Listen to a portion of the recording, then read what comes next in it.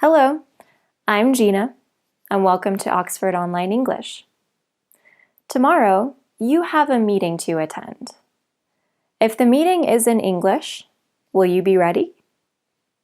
This lesson will help you learn useful phrases to introduce yourself, respond to suggestions and ideas, and ask questions in a business meeting.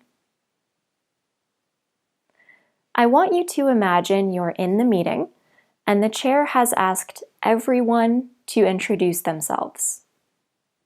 What are some phrases you can use?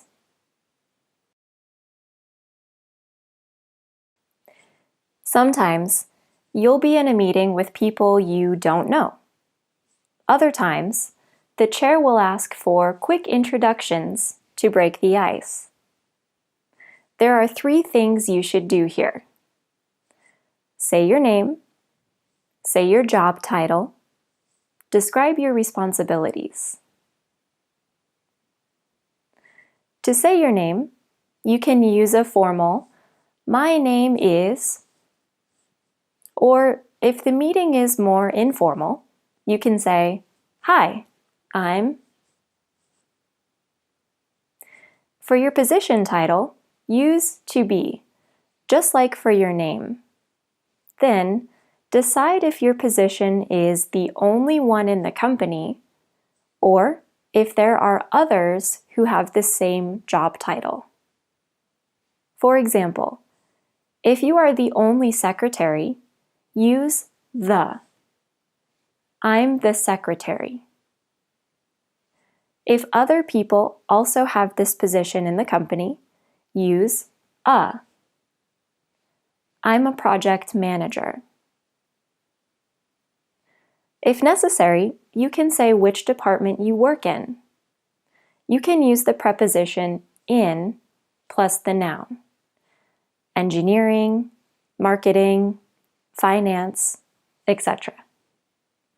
For example, I'm in the engineering department, or I work in the marketing department. Finally, you can briefly describe your responsibilities like this. I manage each project from start to finish. I'm responsible for web analytics and testing. Or, I handle purchasing and our negotiations with suppliers. You can see that using verbs and phrases like manage, be responsible for, or handle can be useful here. Here is an example of a full introduction in a formal meeting with people you don't know or don't know well. My name is Gina Mares, and I'm the marketing manager here. I handle online advertising and web analytics. Here's an example of a more informal introduction. Hi, I'm Gina. I'm in the sales department. I manage our sales team. How would you introduce yourself in a meeting? You can give it a try now. Now that you've introduced yourself, the meeting will begin. During the meeting, you might need to give your opinion on the different agenda items which you are discussing. You might also need to react to other people's suggestions. How can you do this? When making suggestions, modal verbs can be very useful. Should, ought to, or might want to can express something you think is a good idea, but not an obligation. We ought to give new clients a gift from the company. We might want to consider looking for another engineer to help with this. Or, I think we should make this a priority for this month. Have to and need to can express something that is an obligation. We have to improve the way we collect and record sales data. Or, we need to find a cheaper solution. Our budget is very tight. Remember, you can also use these to make negative suggestions. We shouldn't rush this. We need to think it through carefully. Or, we don't need to hire new staff at the moment. Now, it's your turn. Choose a phrase and make a suggestion for something in your own company. Next, what can you do if you want to respond to another suggestion? Well, if you think it's a good suggestion, you can show you agree with phrases like, I agree with, that sounds good, or let's go with this idea. Here, go with means you agree with this idea and think you should put it into action. However, what if there is a suggestion you don't agree with? Here are some good professional ways to disagree. To be honest, I'm not sure about this idea. Good suggestion, but I see a few problems. Or, I see your point. However, after a phrase like this, explain your point of view. For example, I see your point. However, I don't think advertising in a magazine is a good idea. People don't read them as often these days. Or, to be honest, I'm not sure about this idea. I think improving our website UI is a higher priority right now. Okay? Now, take the suggestion which you made earlier. Pause the video and write down 2 sentences. One to agree and one to disagree. Use the language you just learned. Now, let's move on to different ways to ask a question in a meeting. As an attendee, it's important to make sure you understand the content in the meeting. Sometimes, the chair will ask everyone to save questions until the end. If you are in a meeting where you can ask questions at any time, there are a few good phrases you can use. For more formal meetings, you can begin with a phrase like, sorry, or excuse me, to politely bring the attention to you. Then, you can use phrases like, I have a question. Why is, how, or does this mean?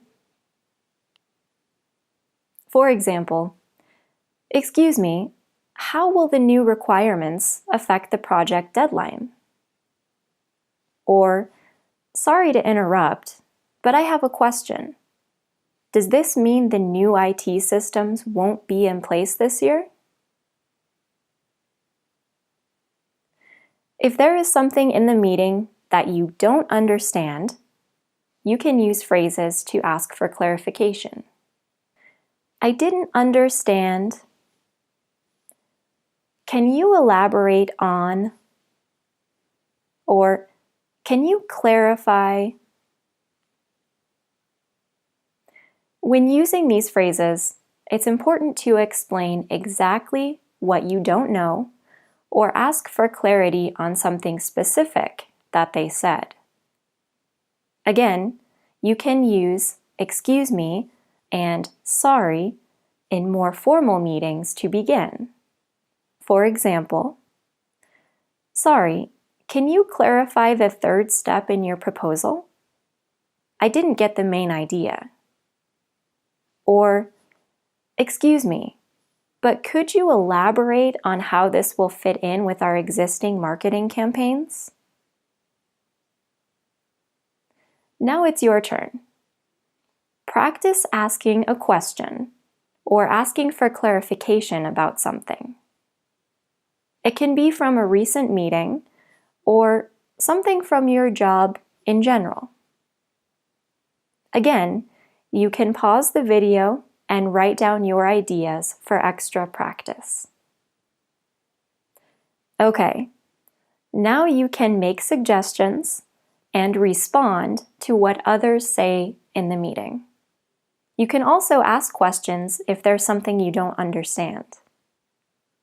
Next, imagine that you've discussed the agenda items and come to an agreement on the important decisions you needed to make.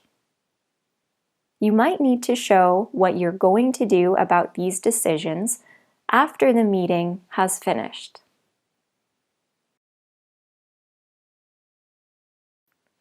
Here, you can offer to do something using a few different phrases. For something that you decide to do at that moment for the future, you can use will.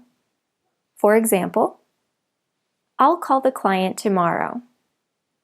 Or, I'll discuss this with the rest of my team and get back to you by the end of the week. If you had a plan even before the meeting began, you can use going to or planning to. I'm going to get a team together for this project. Or, I'm planning to do one more round of testing, and then we can go live. If you want to make an offer, you can use can, could, or shall. I can contact the supplier next week if we need to. I could put together a report if you think it would help. Or, shall I talk to our engineering team and get a cost estimate? On the other hand, what if you are asked to do something that you cannot do? Well, there are some useful, polite phrases you can use. I'm afraid I can't. I'm sorry, but I don't think I can. Unfortunately, I won't be able to. Think about this. What if someone asked you to move your project deadline forward, but it wasn't possible? You could say, unfortunately, we won't be able to complete the project any sooner because we don't have the supplies yet. Or, I'm sorry, but I don't think we can finish by the end of this month. We need at least another 6 weeks. At this point, the meeting is wrapping up, and hopefully you have been able to make good suggestions and offers and take part in discussions effectively. Will you be attending a meeting in English soon? Hopefully, some of these phrases will be useful for you. That's all for this lesson. Hope you enjoyed, and thank you for watching. Please visit oxfordonlineenglish.com for more free lessons like this. See you next time.